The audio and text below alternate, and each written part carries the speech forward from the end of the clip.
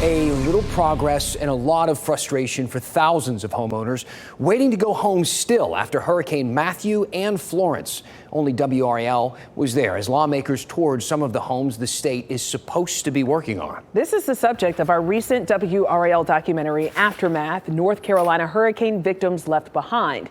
WRAL investigative documentary reporter Kristen Severance shows us how some of the homeowners are doing now.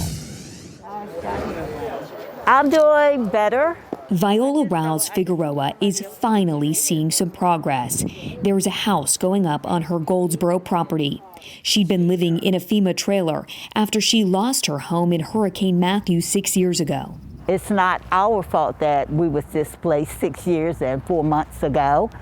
And as you can tell, we're still displaced 6 years and 4 months later. We showed you in the WRAL doc Aftermath.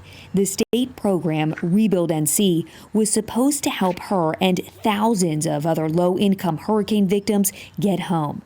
But COVID, missteps, and bureaucracy have caused delays. Hundreds of people, like Reena Powell, also featured in the documentary, have been stuck living in a hotel. Oh my God, I fall in this trap. I felt like I was in a trap. Powell is also seeing some progress.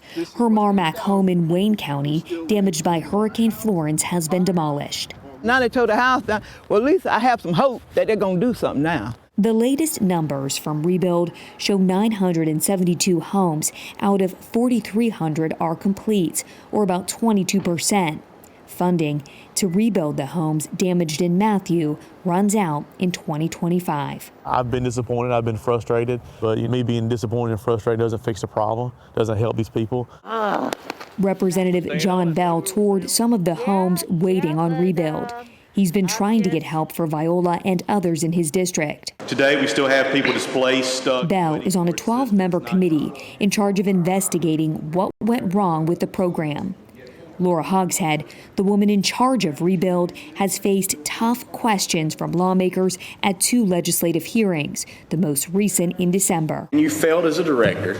You should resign from your position. But if you were in the private sector, you would have been fired a long time ago.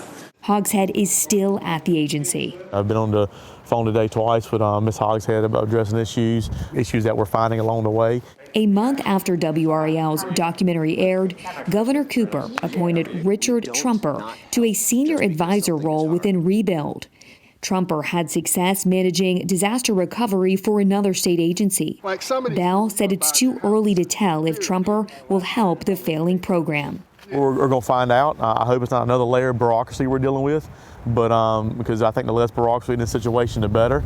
But we're going to find out. I still believe that Laura Hogshead needs to step down. True, they are getting us off the books a little quicker, but it's 6 years too long. I'm WRAL investigative documentary reporter Kristen Severance. What a saga. Rebuild NC sent us a statement in regards to the agency's progress. It reads in part, quote, bringing Richard Trumper on board as senior advisor has increased the scope of experience and expertise leading our disaster recovery programs. This hands-on approach will expand in the weeks and months ahead to ensure Rebuild NC continues to increase its rate of home completions while also providing support to families in the program. There is another legislative hearing scheduled in March, and you can find the full documentary Aftermath, North Carolina Hurricane Victims Left Behind on our WRAL documentary YouTube page.